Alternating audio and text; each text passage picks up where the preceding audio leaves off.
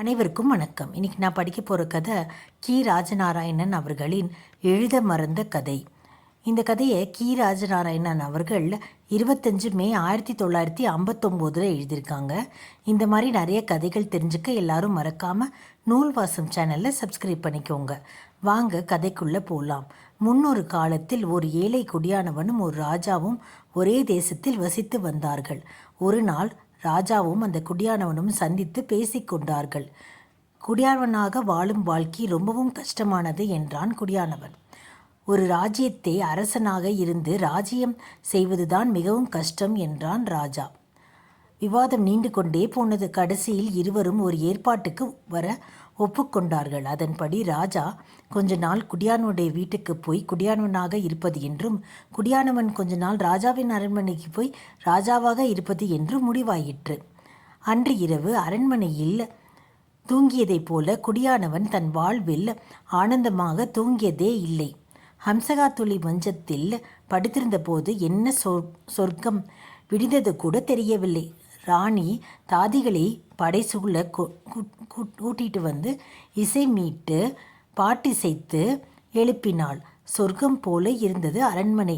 பன்னீரில் நீராடி கலிப கஸ்தூரி முதலிய வாசனை திரவியங்களை பூசி அறுசுவை போஜனம் உண்டு தாம்பூலம் தரித்து மன்னன் தர்பாருக்கு கிளம்பும் வேளையில் மந்திரியார் வந்தார். மகாராஜாவுக்கு வெற்றி உண்டாகட்டும் என்று சொல்லி வணங்கி, மன்னா, நம்ம அண்டைய நாட்டு அரசன் நம்மீது போர் தொடுக்க ஏற்பாடு செய்து கொண்டிருக்கிறான் என்று தெரிவித்தார். இந்த குடியான ராஜாவுக்கு ஒரு ராஜாவானவன் இன்னொரு ராஜ்யத்தின் மீது படையெடுத்தல் சண்டை போட வேண்டும் என்று தெரிந்திருந்தது. ஆகவே அவன் நம்மளுடைய படைகளை உடனே யுத்தத்துக்கு வேண்டிய சகல ஆயுதங்களுடன் தயார் நிலையில் இருக்கட்டும் என்று உத்தரவிட்டான். மந்திரிக்கு ஆச்சரியமாகவும் சந்தோஷமும் வந்துவிட்டது. குடிசையில் படுத்திருந்த நிஜ ராஜா அன்றிரவு சரியாக தூங்கவே இல்லை. கட்டாந்தரையில் கோரைப்பாயை விரித்து படுத்திருந்தான். குழந்தைகள் பசியிலும் குளிரிலும் ஒரு மூலையில் முணுங்கிக் கொண்டு கிடந்தன. அந்த குடியானவனின் தாய் ராத்திரி பூராவும் தனக்குத்தானே ஏதோ பேசிக்கொண்டிருந்தாள். தகப்பன் விடியும் வரை லொக்கு லொக்கு என்று பயங்கரமாக இருமிக் கொண்டிருந்தான். ராஜா குடியானவன் புரண்டு படுத்திருந்தான். கைகளை சேர்த்து தலைக்கு வைத்து கூரை வழியாக தெரியும் நட்சத்திரங்களை எண்ணிக்கொண்டு பொழுதை கழித்தான். காலையில் எழுந்ததும் குடியானவன் தொழில் ஏற்பூட்டுவதற்கு உழவ சென்றான். ஆனால் வெயில் தாங்க முடியவில்லை. கைகளில் பொக்களங்கள் வந்துவிட்டன. நாக்கு வறண்டு ஆயாசமாக வந்தது. வேலையை பாதிலேயே விட்டுவிட்டு வந்தான். வரும் வழியில் அவனை கண்ட கடன்காரர்கள் மறித்து கொண்டு கடனை கேட்டார்கள். வரியை வசூலிக்க ராஜசேவர்கள் அவனுடைய மாடுகளை பறித்து கொண்டு சென்று விட்டார்கள். மனைவிக்கு இடுப்பு வலி வந்தது தகவல் வந்தது. ராஜா குடியானவனுக்கு அந்த இடத்தில் அவன் சுருண்ட அந்த இடத்திலேயே அப்படியே உட்கார்ந்து விட்டான். ஒரு கவிஞர் இவரை பற்றி கவியை பாடிவிட்டு பரிசு வேண்டும் என்று கேட்டார். கவிராசர் உருவம் சரியாக தெரியவில்லை, கண்ணீரால் மறைத்தது. அரண்மனையில் குடியான ராஜா மந்திரி ஆலோசனை சபையை கூட்டினார். அந்த ராஜ்யத்தில் பல்வேறு காரியங்களுக்கு பல்வேறு மந்திரிகள் இருந்தார்கள். உணவு மந்திரி சொன்னார், மகாராஜா, ஜனங்க சாப்பாட்டுக்கு வழியின்றி மிகவும் கஷ்டப்படுறாங்க. மழை சரியாக பெய்யாத அநேக வருஷங்களாக ஆகிருச்சு. ஒரே பஞ்சம். ஜனங்கள் பட்டினிலையும் வேலை கிடைக்காதனால துன்பத்திலையும் உழன்று கொண்டிருக்கிறார்கள். சட்ட மந்திரி சொன்னார், ஜனங்கள் நீதியிலிருந்து விலகிட்டாங்க.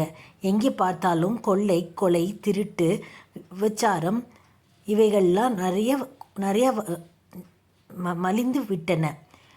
நிதி மந்திரி சொன்னார், வரியை யாரும் சரியாக கட்டவில்லை. வரியை போய் கேட்டால் ஜனங்கள் எதிர்க்கிறார்கள். யோசித்தார் குடியான ராஜா. இந்த நிலையில் யுத்தம் என்றால் ஜனங்க உற்சாகம் கொள்ள மாட்டார்கள். என்ன செய்யலாம்? எதிரி ராஜாவை தந்திரமாக கொஞ்ச காலம் சமாதானம் செய்து கொள்வதே நல்லது என்று ராஜாவை இங்கே வரவழைத்து ஒரு சமாதான உடன்படிக்கை செய்து கொண்டார். மறுநாள் குடியான ராஜா சபையை கூட்டி நாட்டின் பஞ்ச நிலைமையை ஆராய்ந்தார். பஞ்சத்தினால் என்ன காரணம் என்று கேட்டபோது ஒவ்வொரு மந்திரியும் ஒவ்வொரு விதமாக பதிலை சொன்னார்கள். அவையெல்லாம் கேட்ட குடியான ராஜா பகபக என்று சிரித்தார். அட பைத்தியகார மந்திரிகளே, பூமியில தான் மழை இல்லை, சமுத்திரத்தில் ஏன் மழை கொட்டுகிறது என்று தெரியுமா உங்களுக்கு யாருக்காவது என்று கேட்டான். தெரியாது மகாராஜா என்று ஒப்புக்கொண்டார்கள். தண்ணீரையும் பசுமையையும் கண்டுவிட்டால் போதும், மேகங்கள் தாயை கண்ட சேயைப் போல பாய்ந்து இறங்கிவிடும் என்றான் குடியான ராஜா. ஆகவே நான் சொல்றபடி செய்யுங்கள். உடனே பூமியில் விழும் மழைத்துளி ஒரு துளி கூட நமக்கு பயன்படாமல் சமுத்திரத்துக்கு செல்லக்கூடாது. பூமியில் பாய்கிற நதிகளில் நமக்கு பாசனத்துக்கு பயன்படாமல் துளி தண்ணீர் கூட கடலுக்கு செல்லக்கூடாது என்று உத்தரவிட்டார் அந்த ராஜா. ஜனங்கள் தாமாகவே வந்து உற்சாகமாக இந்த காரியத்துக்கு ஒத்துழைத்ததால் மந்திரிகள் சீக்கிரமாகவே இந்த உத்தரவை நிறைவேற்றினார்கள். விவசாயம் செழித்தது.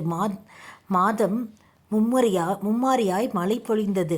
நாடு சுபிட்சம் கண்டது.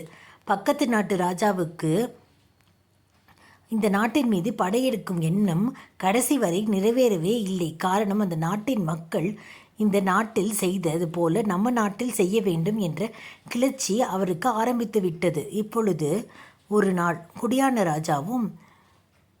குடியானவனும் ராஜாவும் சந்தித்து கொண்டார்கள். அந்த குடியானவனுக்கே ராஜா தன் ராஜ்யத்தை கொடுத்துவிட்டு காட்டுக்கு தவம் செய்ய போய்விட்டானாம். குடியான ராஜா தனது அரண்மனை வாசம் முதலிய ஆடம்பரத்தை துறந்து எளிய வாழ்க்கையை மேற்கொண்டு நீதி தவறாமல் நாட்டை பரிபாலனம் பண்ணி கொண்டு வருகிறார்.